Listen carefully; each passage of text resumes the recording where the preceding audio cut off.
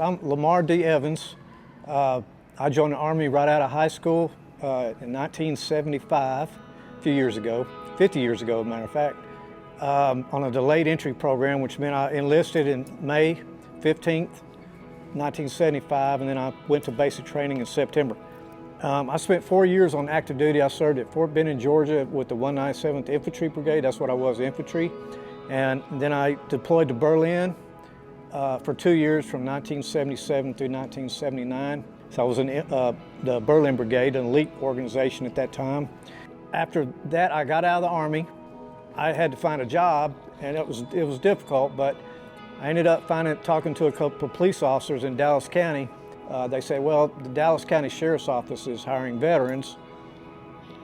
You know, try it out. So I did, and I ended up going to work for the Dallas Sheriff's Office. I worked in the jail for a year, and then I worked in patrol in a little town called Seaville, which is a contract sheriff's office there in Dallas County. And then I got done with that. I went to work for a town in Dallas County called Rowlett, Texas. At the same time, while I was working at the sheriff's office, a friend of mine that I served with said, hey, you want to be in a reserve unit? I said, okay, I'll try it. Did they go to the field? No, they don't go to the field. What am I going to do? Well, you're going to be like an intel analyst. I said, well, that's good. So I ended up going in that unit and serving in the active and Army Reserve for nearly 30 years.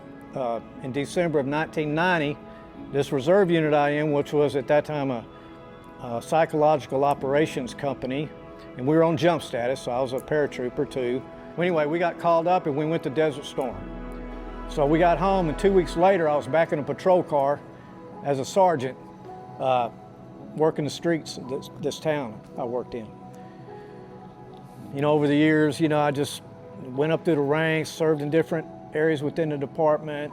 I was still in the reserves all this time, and got activated again when I was 46 and did a tour at Fort Hood for a year. Then the department sent me to FBI National Academy. I graduated from there in 2002 and got promoted to assistant chief in 2005. Then I spent 7 years up to the time I reached 30 years. I had 7 years as assistant chief, and that was a most stressful job I ever had in my life. And I started to retire at 55. Leading up to where we're at now, you know, I guess I worked through all my issues I had. I grew up in a military family. My grandfather was in World War I. My dad was in World War II, Korea, and spent 6 months in Vietnam in the 1960s. But once I retired, I started having issues, some physical issues. My back, I was a paratrooper for 8 years, and I was an infantryman. I was a little guy, and I carried everything heavy they could possibly give me. And so I dealt with that, and PTSD, the VA diagnosed me with that. I have anxiety issues and, you know, depression. And then one thing that kind of really set things up, I lost a 43-year-old son, passed away in 2022. So that's when I kind of just put me in a position where I just couldn't, you know, I wasn't dealing with the pressure of that or the stress of all that from the time I was 18 to the time I was 60 years old or whatever. What I look for, especially after the culmination of all these things, and then my son passed away, I really put my heart into Jesus and trying to follow him. I've always been like that. I just didn't actively pursue service in a church.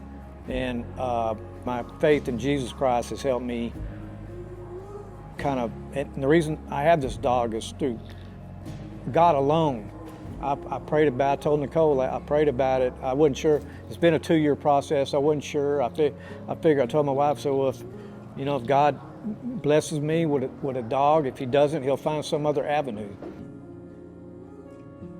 Well, first of all, USVSD, they were when I saw them at the different conferences I went to in the last couple of years, they were always attentive. Nicole was great.